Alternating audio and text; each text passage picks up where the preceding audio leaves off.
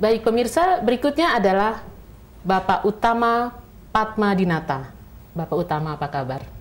Kabar baik, Ibu Avanti, terima kasih. Salam inovasi, Pak Utama. Salam inovasi. Baik, lebih jauh tentang Bapak Utama. Sejak tahun 2005, Bapak Utama menjabat sebagai Deputi Kepala Badan Pengkajian dan Penerapan Teknologi atau BPPT dengan bidang kajian kebijakan teknologi. Sejak tahun 2008, Bapak Utama juga sebagai Ketua Tim Pelaksana Pusat Inovasi UMKM. Dan sebagai Ketua Tim Pelaksana Pusat Inovasi UMKM, Bapak Utama terlibat dalam pemilihan dan pembinaan lembaga intermediasi dan pengelolaan komoditas unggulan daerah.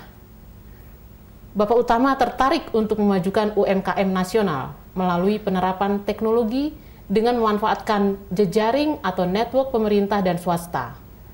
Menarik sekali ya Pak, membangun jejaring pemerintah dan swasta, singkatnya Pak. Ya, jadi Pusat Inovasi UMKM atau yang lebih sering kami sebut PI UMKM itu dibentuk menggunakan SK Menko bidang perekonomian. Kami mengkoordinasikan kurang lebih 20 kementerian. Oleh karenanya tadi kami mengkoordinasikan 20 kementerian itu, selain itu juga ada swastanya. Ya. Dan termasuk juga perguruan tinggi sebetulnya di situ, ya. Sehingga disitulah kemudian peran PUMKM itu menjadi platform gitu ya bagi kerjasama berbagai macam instansi tadi. Ya, terima kasih Pak Utama.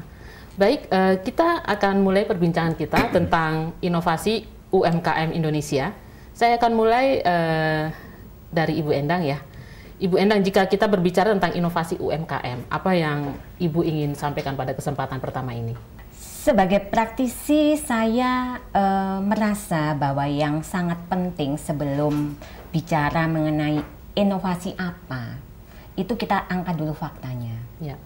Fakta di lapangan yang sekarang terjadi pada UMKM itu seperti apa gitu. Keseharian mereka begini.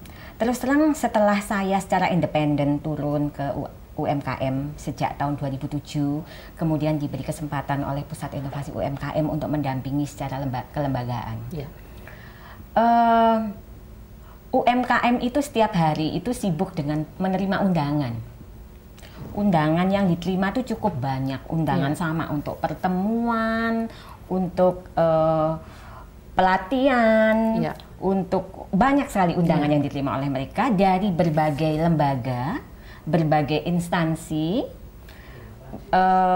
dan asosiasi, bahkan asosiasi dengan satu tujuan yang mereka pada akhirnya merasa setelah sekian lama belum merasakan manfaatnya, yang berdampak langsung terhadap perjalanan daripada usaha mereka. Gitu.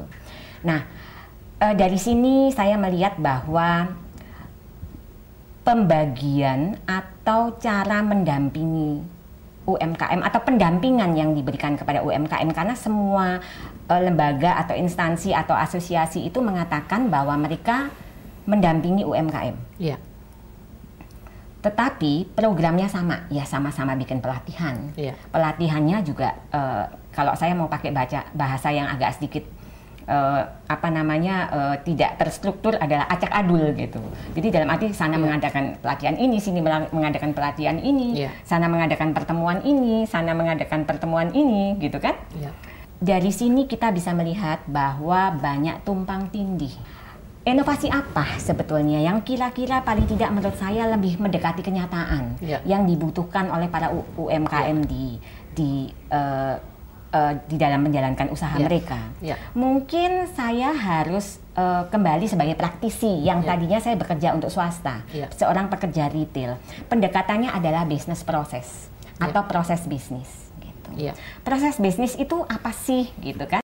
Kita semua pasti tahu bahwa proses bisnis itu dimulai dari sebuah cycle yang dimulai dari konsumen, kemudian ada ketersediaan atau ketersediaan produk, kemudian ada marketing.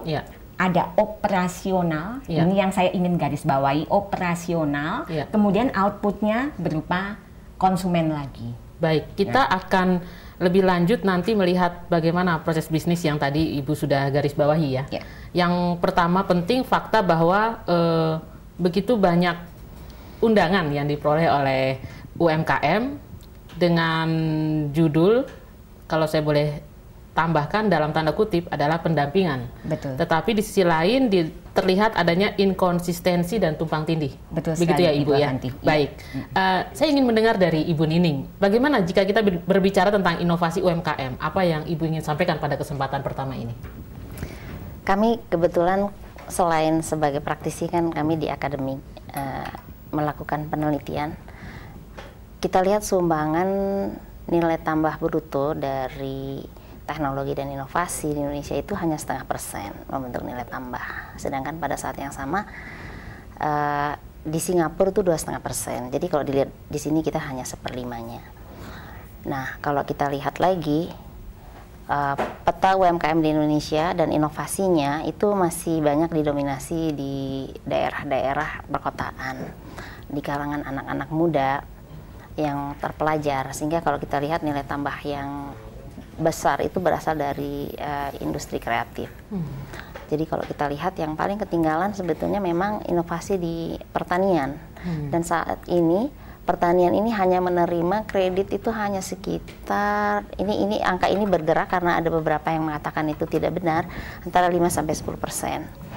Jadi banyak sekali kredit itu dikucurkan hanya di sektor perdagangan. Banyak sekali kredit yang dikucurkan di sektor perdagangan. Dan saya mengulang fakta yang tadi Ibu sampaikan bahwa sampai hari ini kelihatan dominasi UMKM itu masih di perkotaan, yang dilakukan atau dipelopori oleh anak-anak muda terpelajar dan masih kelihatan dominan di industri kreatif.